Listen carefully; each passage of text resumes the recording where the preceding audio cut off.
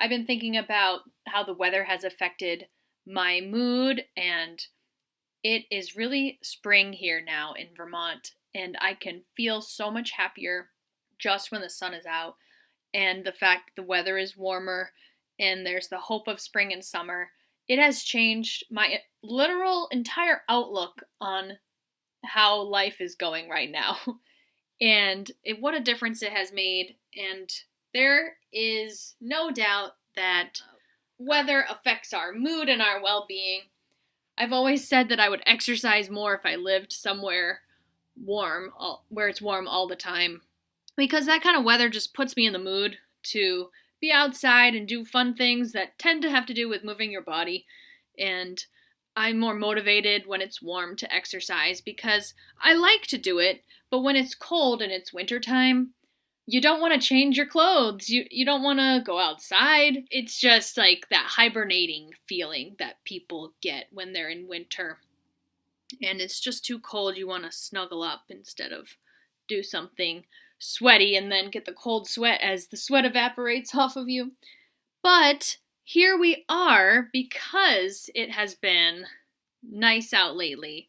I'm thinking that more of us are getting prepared to start exercise routines or an exercise regimen. And I want to talk about some tips that you should remember when you're starting an exercise routine so that you can be successful and help yourself feel better about it and not quit. Now, I am right there with anyone who tends to quit. I am such an exercise quitter, and these things are my advice that have worked for me and also the advice that I'm going to take because I have been in a season of not exercising even though I want to.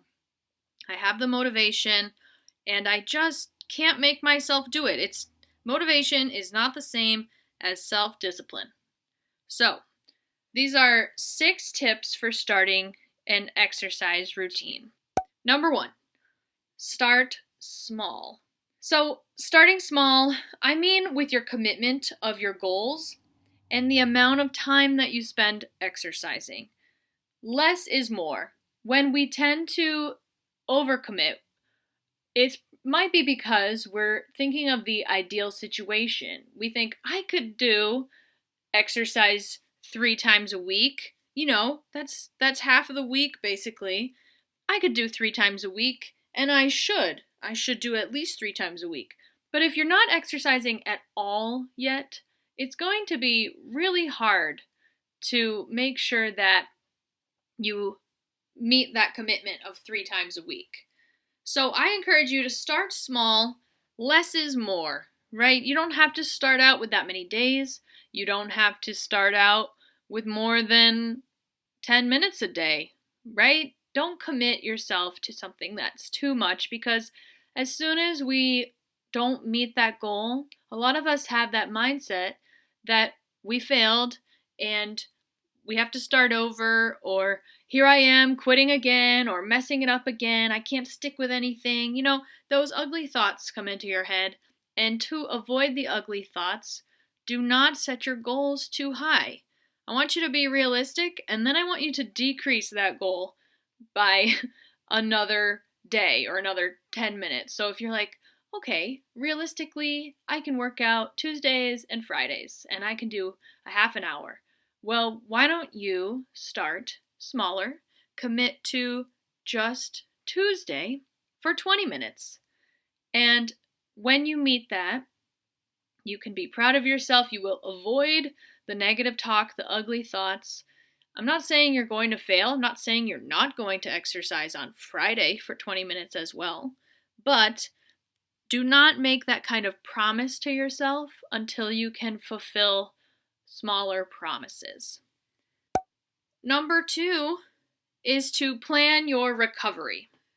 You know that exercise is going to make your muscles sore. It might make you energized immediately after, but maybe a little tired at night. So when people get sore, what helps them feel better? Stretching, drinking a lot of water, getting good sleep, enough hours of sleep, maybe taking an Epsom salt bath. things that take care of your muscles that are now sore are important because it's going to help you recover sooner and give your muscles that release. I think it's called myofascial release. But foam rolling does that with the pressure to help the muscles release. So plan that recovery. Plan that time to stretch and not get injured. Take a bath or go to bed. Drink your water. You have to plan ahead to make time to do these things, or maybe just to bring your water wherever you're going. Now, number 3, you're about to start exercising, right? So expect it to be hard. You might have been able to do certain exercises when you were younger, when you were fitter, and right now you're starting an exercise routine again. So maybe you're starting it for the first time. Remember that different activities use different muscles. So, for example, somebody might run or bike all summer, and then maybe they take a month off and they start skiing. Well, some people actually, they get ready for skiing because skiing uses different muscles than running and biking. I mean, there's some overlap, but think about how it hurts the first couple days if you ski. It hurts, and your thighs might be screaming at you because you're not used to engaging them in that way. So expect it to be hard and do not give up. Remember that it takes time for the muscles that you're using in those specific activities to build up and get stronger. Every time you do the activity, you should get stronger. So it'll get easier as you go, and then you can make the activity harder. It's hard enough to begin with. And if it's too hard, we tend to give up, right? We think, I used to be able to do this, or I should be able to do this. Don't should on yourself. Just stay in the moment, expect it to be hard, and accept that it's hard too.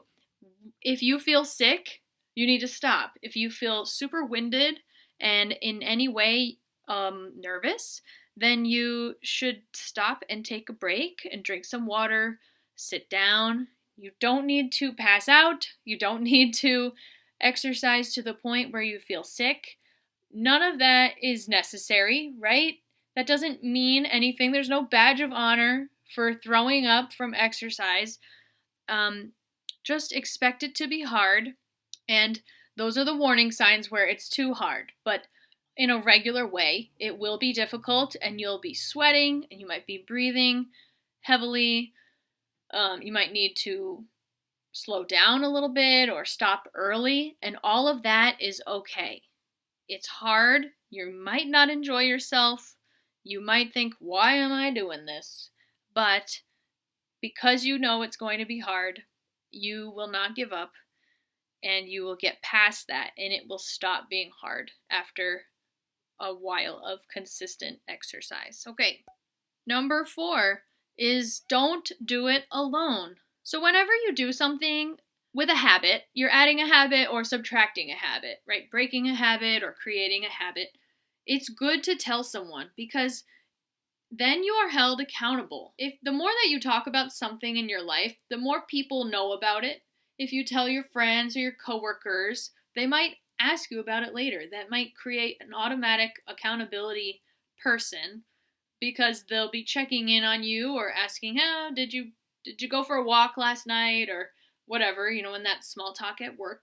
Or you create an accountability partner on purpose where you're telling them, hey, can you ask me about this? Or can you text me when you work out? Because then I will be motivated or think I should work out right now too. Or can you check on me and make sure that I am home from work and tying my sneakers?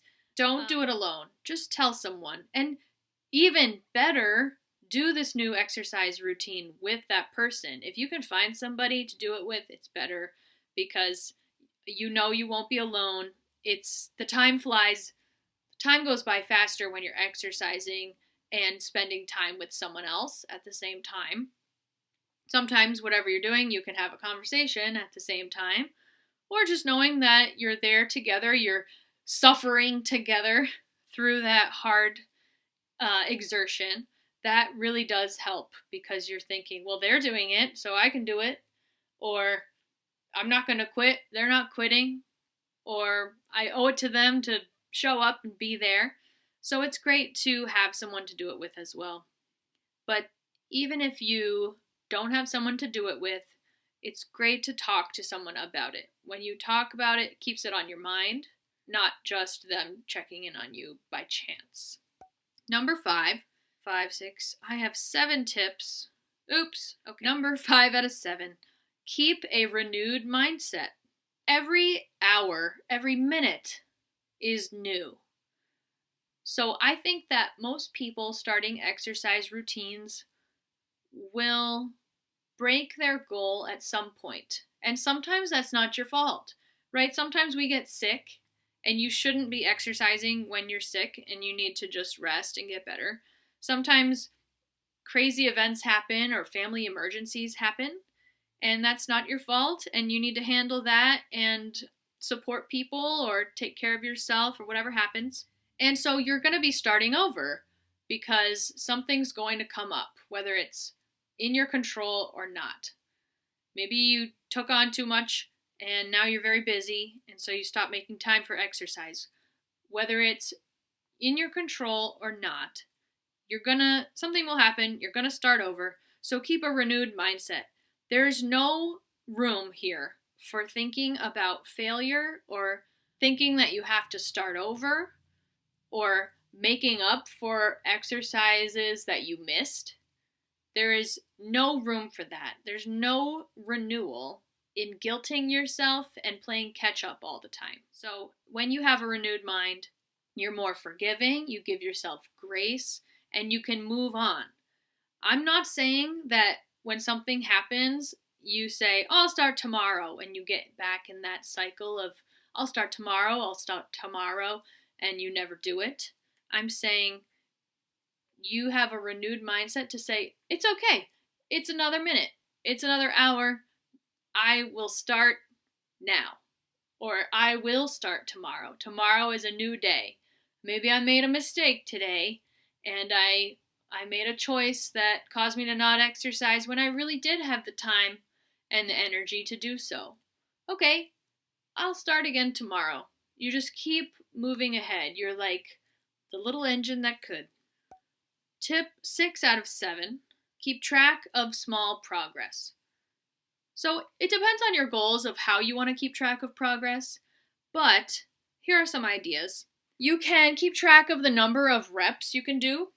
So at the start of your exercise journey or this routine that you're starting, maybe you'll see how many push-ups you can do in a row before you think, whoa, that's enough, or I gotta give up, or I couldn't do one more.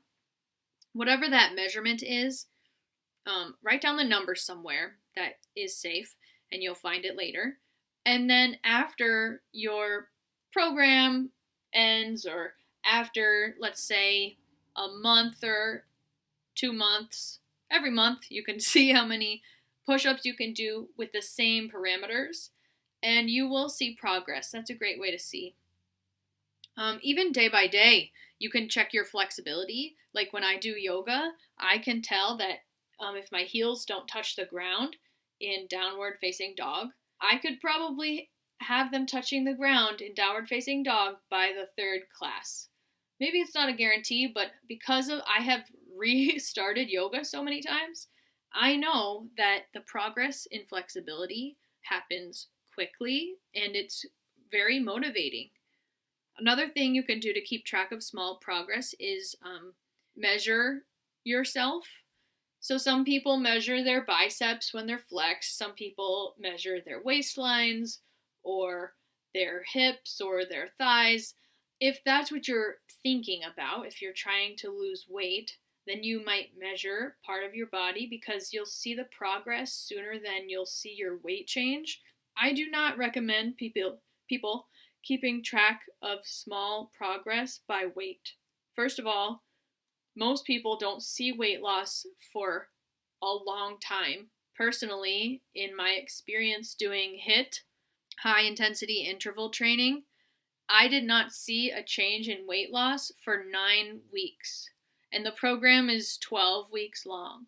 So if you're thinking, oh, I should be losing weight, I've been working out really hard 3 times a week for 2 months. That's only 8 weeks, and I did not see change. And so I do not recommend measuring your weight. So measurements can be a good alternative if that's what your focus is.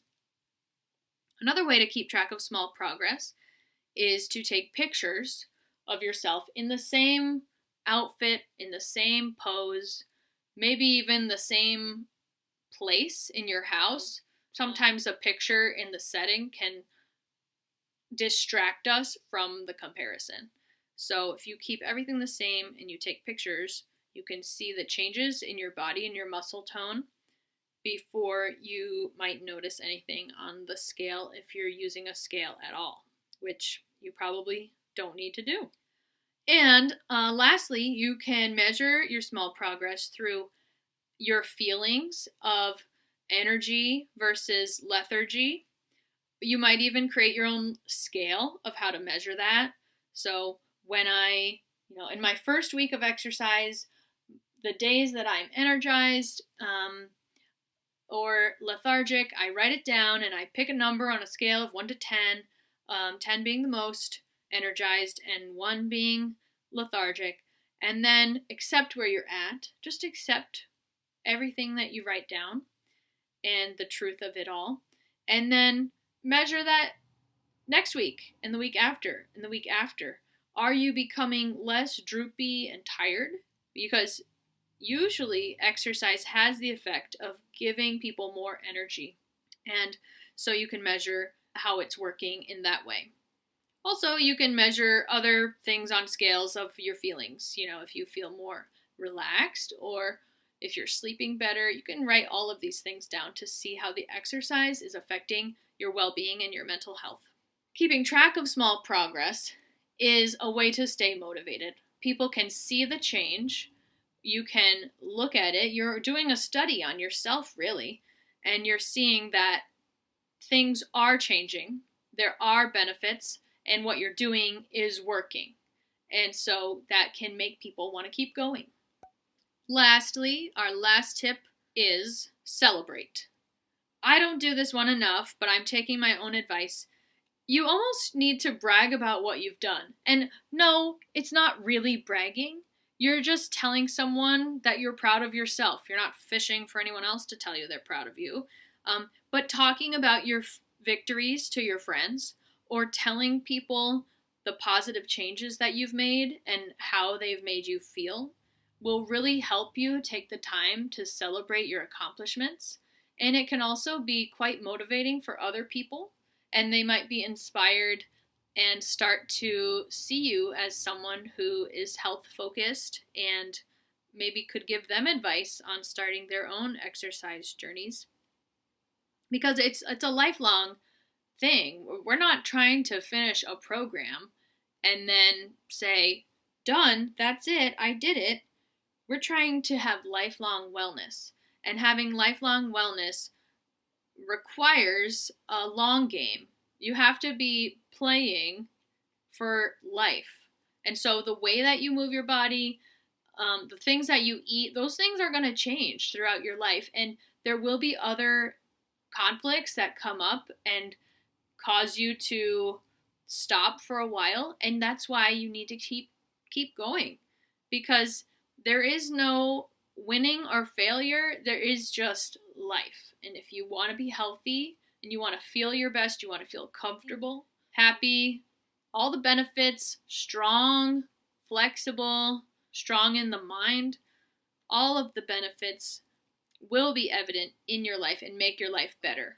Celebrating is worth it. Why not? Why do we reach certain goals and then just keep going without acknowledging all that we've done, right? Celebrating yourself, even telling yourself that you're proud of yourself. Affirmations in the mirror. You could say, I am so proud of you. You kept going even when it was hard, or you started again even after you quit for 3 months. That's okay. I'm proud of you, right? So those are just my tips for starting a new exercise routine. And I would say that I'm in the pre-cycle of starting a full-on exercise routine. I am starting small, took my own advice. I expect it to be hard. I am setting aside time to stretch and take care of myself. I am not doing it alone because I have some accountability built in and I've told some people about it. Right now, my renewed mindset, I have not yet quit because I've barely started. But, if something comes up, I'm going to start again. I do think, well, I didn't exercise today, but my goal is once a week right now, and I'm meeting that. So if I didn't exercise today and that's not my specific day that I've committed to, I just say that's okay. Maybe later or tomorrow. And keeping track of small progress. Where am I doing that? Well, I did do the push-up counting at the beginning of my little personal training gig I got going on. And I think I will also be taking some pictures in a certain outfit so I can see if I feel more comfortable in that outfit later on. And celebrating, I'll let you know what I accomplish. A lot of times I put on social media what I've done outside or what kind of fitness thing I've done. And I definitely would celebrate what I've done on social media and in person if I accomplish a race. So if I sign up for a running race and I train for that, then the celebration happens right there at the race with the people who came to support me, and also in the people that I told that I was doing this race, and then they might see how it went, and I get to tell them how it felt, and that's a celebration too. So those are just some of my examples of what's going on with me and my starting a exercise routine. I'd love to hear what you're starting now this spring, as a lot of people do start again now. And let me know at Smart Veghead on all social media platforms. Smart Veghead. We'll be talking about exercise there, and I would love to hear from you through the comments, or you could DM me. Thanks, everybody. Much love, Sam.